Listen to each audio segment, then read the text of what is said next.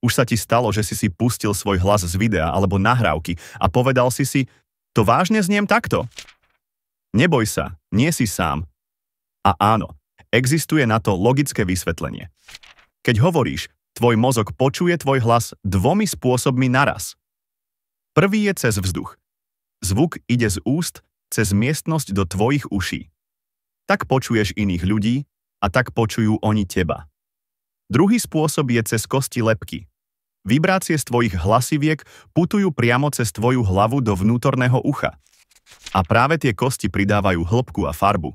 Zneš si príjemnejšie, jemnejšie, s plnším zvukom. Keď si ale pustíš nahrávku, počuješ len tú vzdušnú verziu, bez kostí. A preto to znie vyššie, tenšie, cudzo. Mozog si povie, toto nie som ja. Niektorí ľudia sa pri počúvaní svojho hlasu cítia nepríjemne. Existuje na to dokonca výraz hlasová konfrontácia. Ale v skutočnosti neznieš horšie, len inak ako si zvyknutý. Keď si na ten zvuk zvykneš, prestane ti vadiť.